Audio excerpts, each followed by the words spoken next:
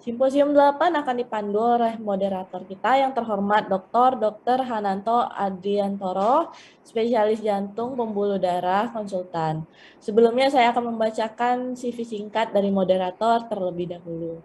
Dr. Hananto merupakan senior staff di Departemen Kardiologi dan Kedokteran Vaskular Universitas Indonesia dan Rumah Sakit Jantung Nasional Harapan Kita, Jakarta.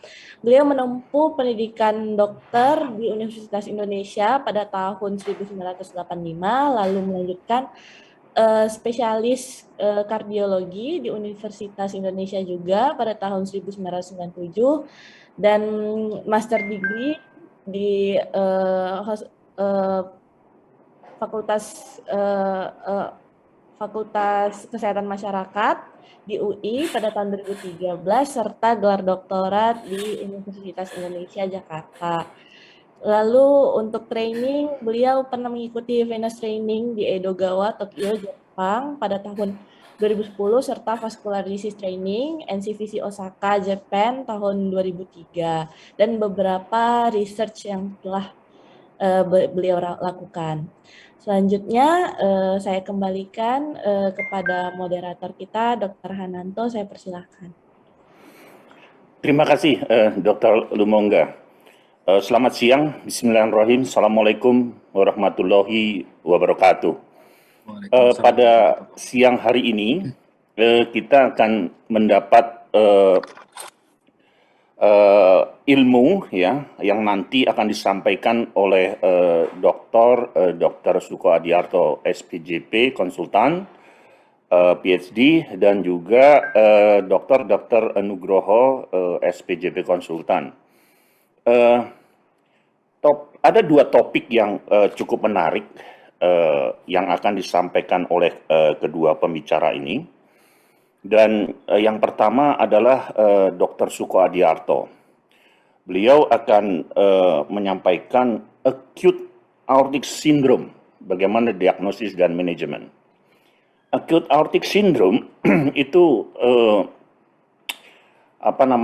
sangat tinggi sekarang, kejadian robeknya atau keadaan-keadaan yang mengganggu dari pembuluh darah aorta, dan biasanya ini life threatening dan angkanya cukup tinggi ya, 5 sampai 10 per 100.000. Ini yang dan di Rumah Sakit Jantung Harapan Kita pasien-pasien dengan acute coronary syndrome itu sangat banyak sekali, dan ada yang sudah terlambat tapi ada juga yang cepat.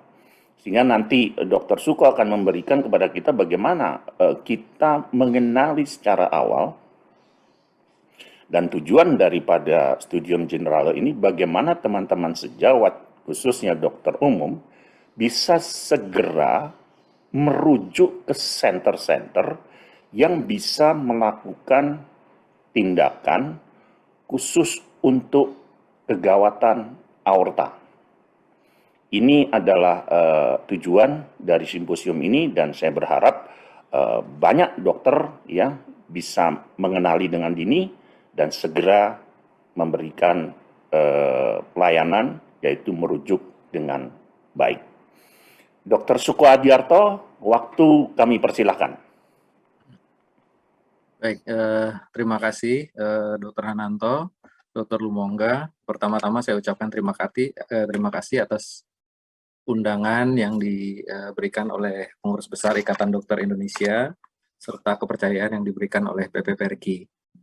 Tugas saya hari ini adalah menyampaikan tentang acute aortic syndrome. Saya share slide dulu.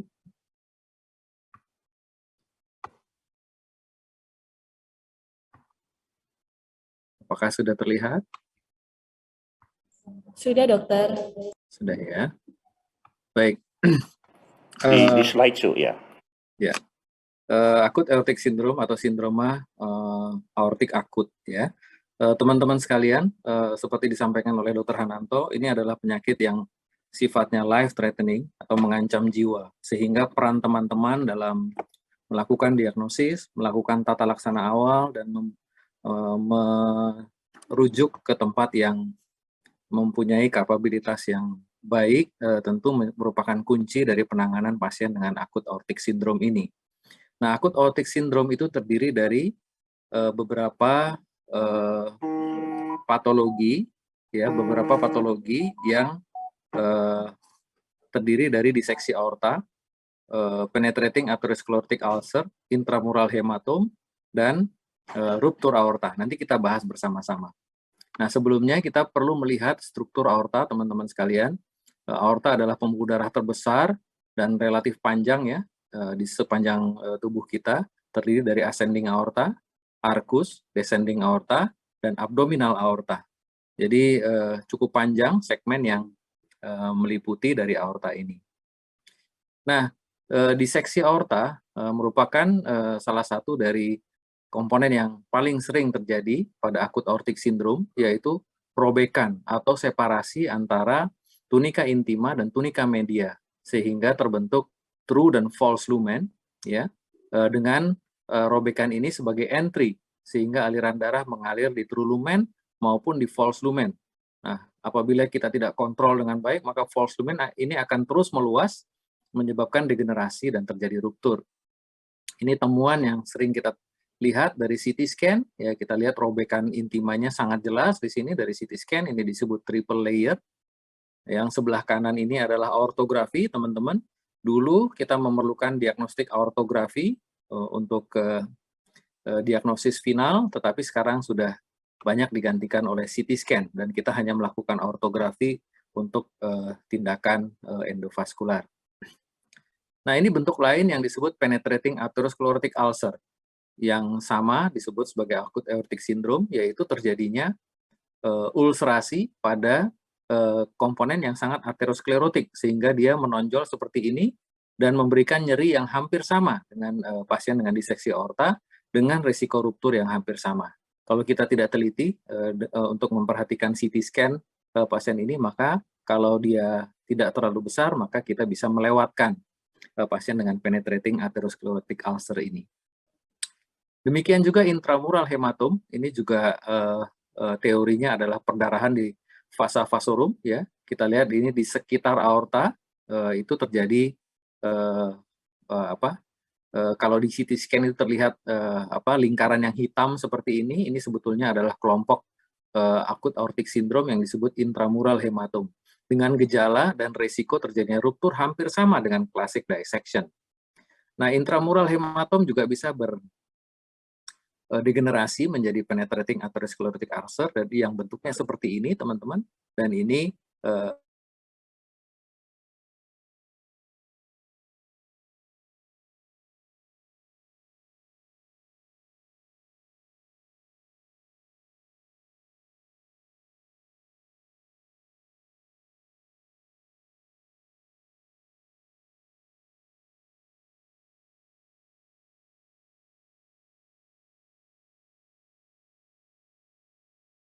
aorta juga sama, kita mempunyai beberapa faktor risiko yang menyebabkan seseorang lebih cenderung terkena penyakit aorta dibanding yang lain. Di antaranya adalah usia, ya, makin lanjut tentu makin banyak mengalami degenerasi dan mudah terjadi akut aortic syndrome, kemudian Marfan syndrome, hipertensi. Nah, ini adalah sesuatu yang menjadi PR kita bersama karena dia sangat common ditemukan, 76%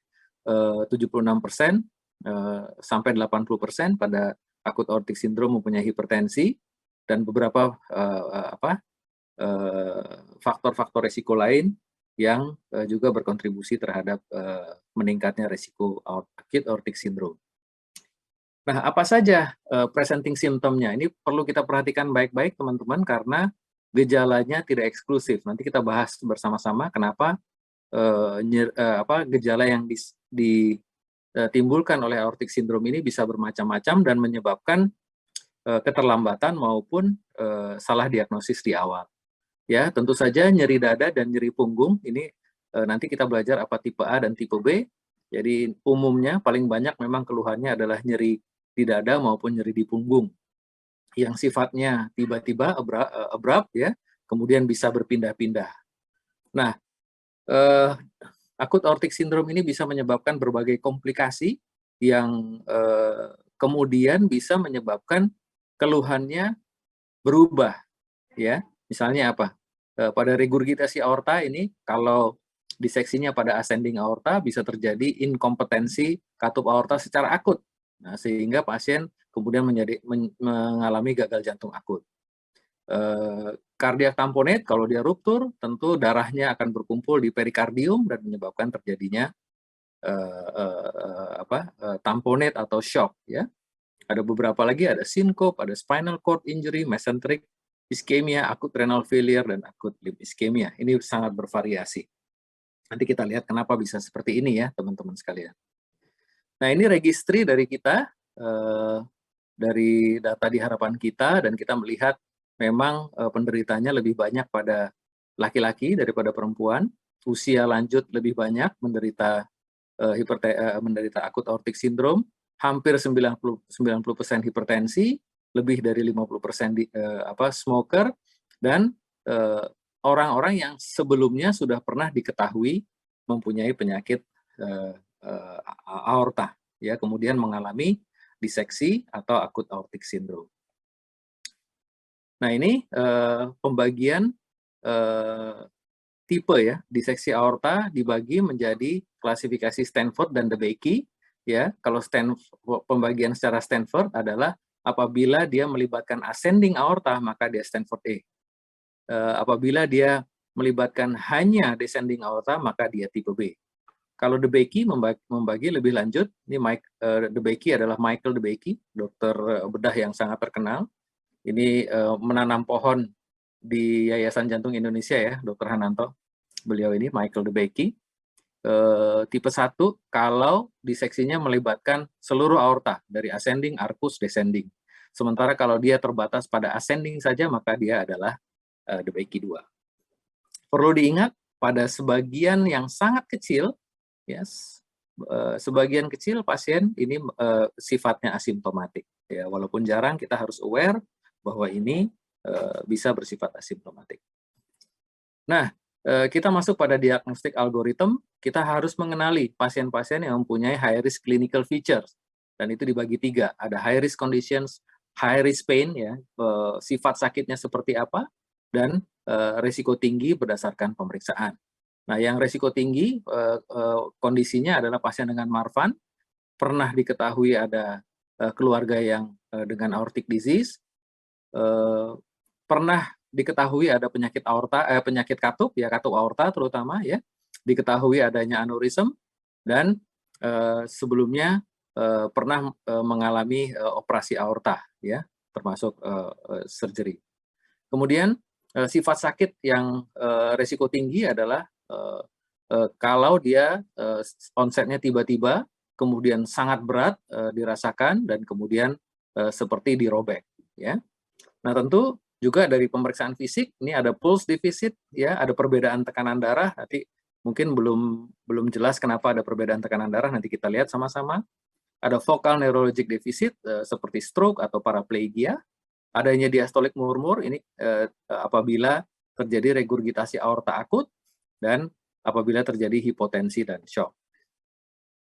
Nah, ini saya kira adalah diagnostik algoritma yang sangat berguna, ya. Kalau dia nyeri dada, kita harus pikirkan differential diagnosis, tentu kita EKG apakah dia STEMI atau bukan, ya. Saya kira tadi sudah ada kuliahnya ya, akut coronary syndrome.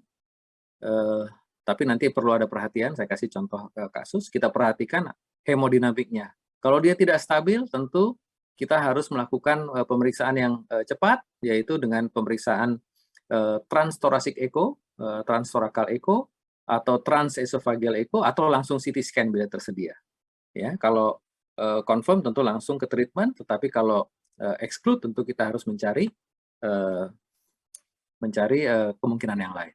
Kalau stable, kita lihat tadi skornya berdasarkan kriteria yang di atas. Kalau resiko rendah, tentu kita bisa lihat beberapa pemeriksaan di dimer dulu. Ya, kalau di dimernya negatif, ya, tentu kita dengan skor yang rendah ini sangat mungkin dia bukan acute aortic syndrome. Jadi kita perlu memikirkan penyakit yang lain. Tapi kalau positif, kita perlu memikirkan adanya pemeriksaan imaging, ya, entah dengan CT, MRI, atau transesophageal echocardiogram. Kalau dia high probability, ya, kalau ada transtoracal echocardiogram kita bisa lakukan, ya, kalau definite langsung imaging, ya. Tetapi kalau inkonklusif kita bisa lanjut kepada transesophageal echocardiogram atau CT scan. Nah, ini tadi sudah disebutkan, kita harus periksa baik-baik pulsasi arteri, tekanan darah di 4 ekstremitas, cardiac murmur, khususnya aortic murmur, dan pulmonary sound. Nah, D-dimer tadi disebutkan merupakan pemeriksaan yang cukup bermanfaat untuk diagnosis maupun eksklusi. Jadi kalau D-dimernya rendah dengan skor yang rendah, sangat mungkin itu bukan acute aortic syndrome. Tetapi kalau dia skornya tinggi dengan D-dimer tinggi, sangat mungkin dia iya. Tapi kalau dalam keraguan ada perbedaan, tentu kita perlu merujuk pada imaging yang lain. Nah, sayangnya D-dimer kita ketahui bersifat sensitif tapi tidak spesifik. Sebetulnya ada marker-marker yang lain yang sifatnya spesifik aorta, sayangnya kita tidak punya. Ya, ini dalam 24 jam dia bersifatnya sangat tinggi, tetapi setelah itu dia turun, dan ini sangat spesifik. Nah, apalagi yang bermanfaat, kita bisa lihat foto toraks, ya, kalau ada penebalan kontur, ada mediastinum yang melebar, ada kardiomegali dan pleural effusion, itu merupakan salah satu tanda dari tidak diagnostik, tapi meningkatkan kecurigaan kita ke arah penyakit aorta. Contohnya seperti ini, teman-teman, kalau kita lihat mediastinumnya lebar, salah satu diferensial diagnosisnya tentu adalah penyakit aorta atau acute aortic syndrome, apalagi kalau disertai dengan chest pain. Demikian juga yang ini, kita lihat mediastinumnya melebar, dan ini mungkin di daerah descending aorta. Transtorakal maupun transesophageal echocardiogram, teman-teman bisa minta tolong pada sejawat SPJP, atau teman-teman sendiri bisa melakukan. Kita dengan mudah akan melihat adanya true lumen dengan false lumen dengan echocardiogram, ya, juga adanya flap yang mobile pada ascending aorta maupun pada abdominal aorta. Tentu kita tidak bisa melihat arcus dengan baik atau proximal descending aorta karena dia letaknya di belakang, tetapi umumnya kita bisa melihat ascending aorta maupun abdominal aorta. Nah, ekokardiografi, teman-teman, dibandingkan dengan CT maupun MRI ternyata mempunyai sensitivitas dan spesifisitas yang cukup baik, ya, dengan gold standar, yaitu CT maupun MRI. Ini sangat mendekati, tentu di tangan dokter atau teknisi ekokardiografi yang terampil. Nah, seperti saya sampaikan, keluhan dari acute aortic syndrome itu tidak begitu tidak eksklusif, ya, teman-teman. Ini juga dimiliki oleh penyakit-penyakit lain nih. Kalau kita lihat keluhannya di sini bisa nyeri epigastrik, ya, di dada maupun punggung bisa juga disebabkan oleh acute coronary syndrome, bisa juga disebabkan oleh emboli paru. Jadi kita perlu memikirkan differential diagnosis daripada acute aortic syndrome. Nah, kenapa demikian? Karena kalau kita melakukan kesalahan dalam diagnosis, ini ada konsekuensinya. Kalau kita lihat di sini survival pasien yang initially misdiagnosed nih, kalau salah diagnosis maka mortalitasnya atau survivalnya akan jauh lebih rendah daripada pasien yang sejak awal didiagnosis acute aortic syndrome dan mendapatkan treatment yang sesuai. Nah, ini kenapa tidak mudah? Karena clinical presentasinya sama tadi, risk factors-nya juga sama. Kalau pasien acute coronary syndrome tadi hipertensi, diabetes, smokers itu sama, ya, biomarkersnya bisa sama, D-dimer, troponin maupun yang lain juga bisa sama. Dan yang paling penting ini ternyata dia bisa coexistence. Jadi pasien dengan acute aortic syndrome juga bisa mengalami acute coronary syndrome pada saat yang bersamaan. Nah, ketika kita berada dalam keraguan, ini ada satu rekomendasi dari sebuah jurnal radiologi. Ketika kita ragu-ragu terhadap pemeriksaan, maka kita bisa melakukan strategi yang disebut triple rule out CT angiography, yaitu CT angiography pada daerah dada, terhadap 3 penyakit dengan keluhan nyeri dada yang bisa mematikan, yaitu akut coronary syndrome, akut aortic syndrome, dan emboli paru. Nah, ini gambaran dari triple rule out, teman-teman. Kita bisa lihat CT aorta, ya, CT koroner, maupun CT pulmonary artery. Ya, jadi kita bisa memberikan diagnosis yang precise dari pasien dengan nyeri dada dengan 3 kemungkinan penyakit yang menyebabkan kematian. Nah, kita lihat ini yang disampaikan oleh Dr. Hananto, ya, survival pasien dengan penyakit aorta. Nih, kalau kita lihat ya, kita tadi sudah tahu tipe A dan tipe B.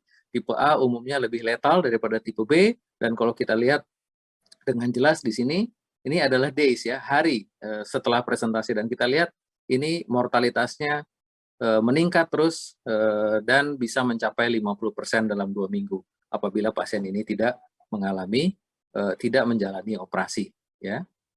Nah, kalau dia mengalami operasi yang bentuk segitiga biru ini, dia tentu tidak nol, tetapi kita lihat jelas bahwa mortalitas diseksi aorta akan menurun secara drastis dengan pembedahan. Nah, bagaimana manajemennya? Tentu setelah diagnosis kita terlebih dahulu harus memberikan terapi medikamentosa dengan mengontrol tekanan darah dan heart rate. Kenapa demikian? Karena tekanan darah yang tinggi dan heart rate yang tinggi akan meningkatkan risiko terjadinya ruptur, ya. Nah, kita perlu membagi apakah ini pasien ini Stanford A, DeBakey 1 atau DeBakey 2, maka ini terapi definitifnya adalah surgical correction. Jadi kita rujuk pada teman-teman bedah toraks untuk dilakukan surgery. Nah, kalau dia adanya di descending aorta, Stanford B atau DeBakey 3, maka pilihan utama adalah medical treatment, ya, mengontrol tekanan darah dan heart rate. Dan pada kondisi tertentu kita bisa melakukan tindakan yang disebut endovascular intervention. Nah, kalau dia sifatnya kompleks melibatkan arkus, maka kita bisa melakukan teknik yang disebut hybrid terapi, yaitu surgical plus endovascular. Nah, ini adalah surgery untuk type A aortic dissection, bisa total arch replacement, hemi-arch replacement, atau partial arch replacement. Kalau dia melibatkan katup, di mana terjadi aortic regurgitasi yang berat, maka dilakukan bental surgery, di mana katup aortanya juga diganti, dan kemudian dilakukan reimplantasi koroner. Nah, tipe B tadi kita sudah singgung bahwa dia umumnya diterapi dengan medical treatment. Tetapi ada indikasi di mana kita harus bersifat lebih agresif dengan melakukan endovascular treatment, yaitu pada pasien yang disebut complicated, type B aortic dissection, yaitu pasien dengan prolonged chest pain, yang nyerinya nggak turun-turun, pasien dengan uncontrolled hypertension, pasien dengan malperfusion syndrome, pasien dengan ruptur aorta, dan pasien dengan diameter aorta yang lebar. Nah, ini tindakan endovaskular umumnya adalah memasang stent graft di sini di tempat robekan untuk menutup entry tear atau robekan daripada diseksi aorta sambil mengembangkan true lumen yang biasanya kolaps tertekan oleh false lumen. Nah, ini dilaporkan pertama kali tahun 1999 oleh Christoph Neinaber, ini seorang kardiologis, untuk melakukan diseksi endovascular treatment pada diseksi aorta. Nah, diseksi setelah diperkenalkan, kita ketahui bahwa endovascular treatment ini meta-analisis yang membandingkan antara endovascular versus open surgical repair, dan kita lihat sama-sama di sini yang favor endovascular. Secara umum kita bisa ambil kesimpulan dari seluruh trial ini adalah meta-analisis bahwa endovascular jauh lebih superior daripada open surgical repair. Nah, apa yang disebut malperfusion syndrome, teman-teman sekalian, yaitu terjadinya hambatan aliran pada cabang-cabang aorta yang memberikan suplai pada organ-organ tubuh. Nah, itu bisa terjadi di sepanjang aorta. Jadi semua cabang aorta bisa mengalami malperfusion syndrome pada diseksi aorta. Bisa arteri koroner, bisa arteri brachiosephalika, bisa arteri subclavia, bisa arteri renalis, bisa arteri soliaka, juga bisa kedua arteri iliaka, sehingga menyebabkan gejala yang bervariasi tadi, ya.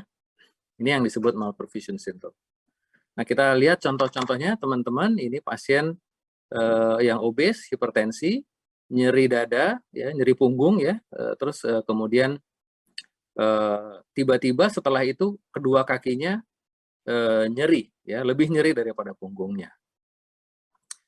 Nah, ini kita langsung saja, ini arteriografinya kita lihat di sini, ini adalah true lumen, ini adalah false lumen, kita bisa lihat bahwa aliran darahnya terputus di sini, inilah yang menyebabkan terjadinya akut limb ischemia, karena diseksi aortanya menyebabkan malperfusion syndrome pada arteri iliaka.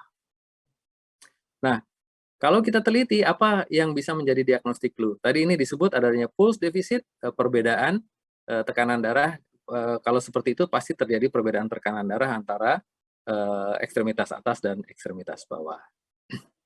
Ini kasus lain, teman-teman, 40 ini untuk memperjelas bahwa satu penyakit tadi bisa bermanifestasi dengan berbagai bentuk. Ini pasien 48 tahun, nyeri dada selama 4 jam, nggak lama kemudian kejang. Ya, maaf saya nggak punya EKG-nya, tapi pada saat kejang kita tahu pasien ini mengalami bradikardia yang disebut junctional rhythm.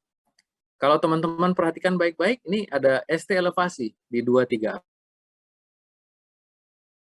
Tentu menunjukkan bahwa pasien ini mengalami inferior ST elevation myocardial infarction. Nah, ini kemudian dilakukan angiografi, ya.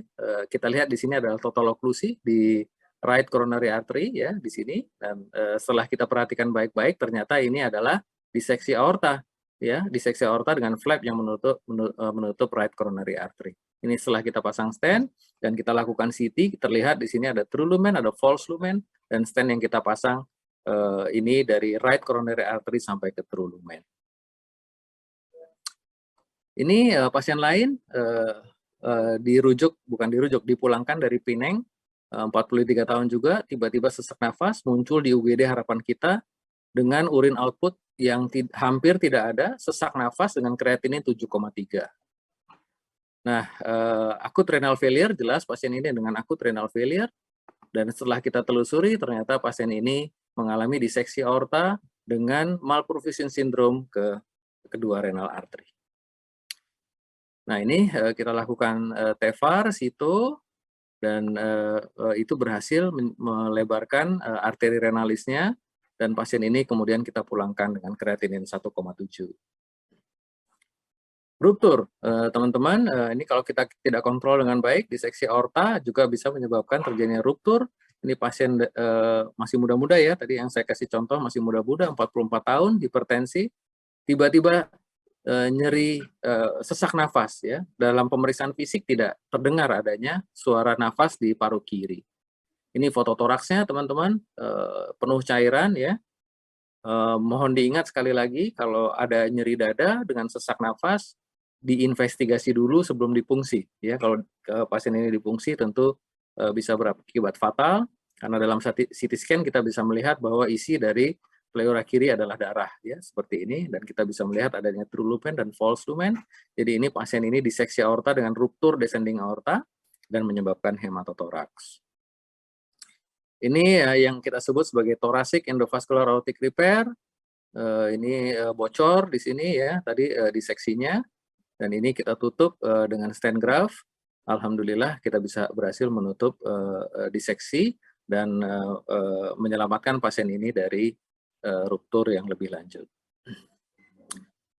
Nah, yang disebut complicated juga adalah ketika diameter aortanya lebar, ya. Kita lihat pasien ini diseksi aorta, ini entry-nya besar sekali, dan diameter descending aortanya menjadi sangat besar karena false lumennya besar. Nah, ini di sisi dari pandangan aksial, ini true lumen, ini false lumen. Kita lihat teman-teman sekalian, diameternya besar sekali. Nah, ini tindakan TEVAR yang kita lakukan juga. Kita lihat sebesar ini descending aortanya, dan setelah kita pasang TEVAR ini kita berhasil menutup false lumennya. Nah, descending diameter tadi berapa sih cut off-nya di mana dikatakan besar? Ini kita melakukan meta-analisis, teman-teman, dan dengan cut off 4 cm, dan kita lihat bahwa ketika descending aortanya lebih dari 4 cm, itu akan meningkatkan Ini adalah mortality ya, outcome-nya pada lower descending aorta, dalam hal ini kurang dari 4 cm itu secara anonimus semua trial menyatakan bahwa diameter di bawah 4 itu akan memberikan outcome yang baik dibanding diameter di atas 4 mm, dan itu mungkin bisa menjadi pertimbangan untuk melakukan early TEVAR pada pasien dengan diameter aorta yang lebih dari 4 mm. Teman-teman sekalian, ya, kita sampai pada summary. Penyakit aorta adalah penyakit yang bersifat fatal, namun dengan manifestasi yang sangat bervariasi. Hipertensi adalah risk factors yang sangat common, ya. Tadi dari registry kita hampir 90%. Nyeri dada dan nyeri punggung adalah major clinical feature, jadi hampir selalu ada nyeri dada dan nyeri punggung, walaupun sebagian kecil, sekitar 5% tadi tidak ada gejala.